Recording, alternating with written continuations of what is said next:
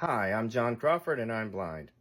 I'd like to have a chat today about something that we in the blind community face quite frequently, and that is some of the mistaken things that people in the sighted world try to do when they're trying to help us by guiding us places.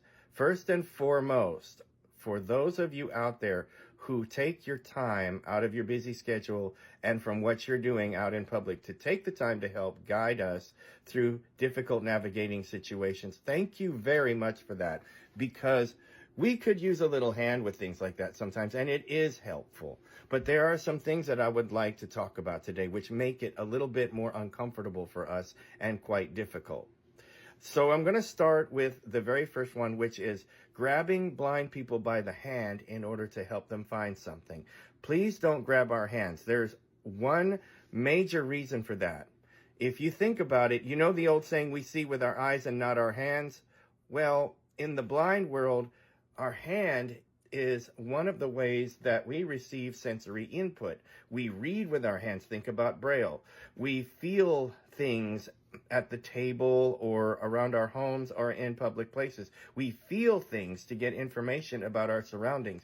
If you grab our hands, it's like walking up to a person with vision who uses their eyes for sensory input and covering their eyes. It's like putting a blindfold on us, and it reduces the amount of control we have in our surroundings. We lose sensory input when you grab our hands. It also does something else. Generally speaking, when someone's grabbing us by the hand or the wrist, they are generally pulling on us. Now, what I would like you to do is think about this. Close your eyes for a second, and then imagine somebody grabbing you by the hand and pulling you in a direction, and you don't know where they're pulling you. You can't see anything around you. You can't feel to see what's going on because somebody's now got your hand. And that's a very uncomfortable situation. Okay, the next one is getting up behind us and pushing. Here's the problem with that. It's just like with grabbing us by the hand and pulling. Think about it again. Put a blindfold on or close your eyes and imagine somebody saying, the table you want to sit at is over here, and they get behind you and they push you in a direction. Now, they may know where they're pushing you, but you have no idea where you're going. That's a little bit scary for us. So please don't get behind us and push. It's especially unnerving, and it is a little bit irritating when somebody puts their hand on the back of our neck and attempts to push and then subsequently steer us in certain directions. So please don't get behind us and push. That doesn't work.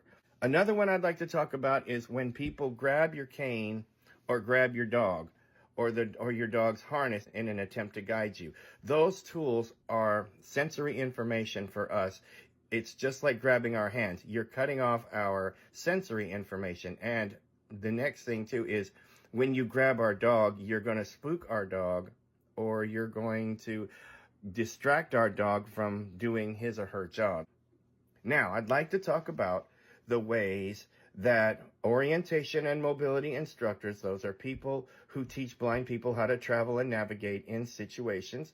Orientation and mobility instructors teach sighted people to guide blind people a certain way. We are taught to hold a person's arm, usually at the base of the elbow or around the bicep in certain cases when you need to hold on tight to somebody. Or in certain cases, the blind person is taller than the person doing the guiding, so they place their hand on their shoulder. What this does is this allows me as the blind person to feel your movements. I can more easily feel your movements. We're moving at an equal pace. I am following you in a more useful and informative way. The same thing with grabbing the shoulder. I can feel your movements. I can feel when you're turning. Also, something else that is helpful for us is when a person is guiding a blind person, it's good if you will let us know when there's a drop off or a step up coming or a flight of stairs or anything like that. Even if the curb that we're talking about is flush to the ground, kind of gradual and steeps down and it's kind of flush. Let us know that's coming, because we're going to need to adjust our balance and stuff like that and make the transition. So in that, I have had people when guiding me make this mistake also. Yes, they told me that the step was coming, and they'll just simply say step. I don't know if it's a step up or a step down. It's just simply a step. So it's good if you could say step up coming up or step down, watch yourself. Anything like that, letting us know what's going on in our environment. I have a friend who guides me sometimes, and what he will do as he's getting ready to guide me in a store or whatever is, before we set out, he lets me grab his arm, and before we set out, he will give me kind of a preview, a heads up of the things that are going on. Today, we were in the store together, me and my friend were, and as we were getting ready to go down an aisle, he said, okay, John, about 15 feet in front of us, in a few steps, there's going to be a set of boxes sitting on the floor near the shelves. So when we get up to that, we're going to step a little to the left. And then when we get to the end of the aisle, what we're looking for is right there. So he will give me kind of a play-by-play, a heads up before we begin, so I kind of have an idea of what to expect. That is super helpful, and I appreciate things like that.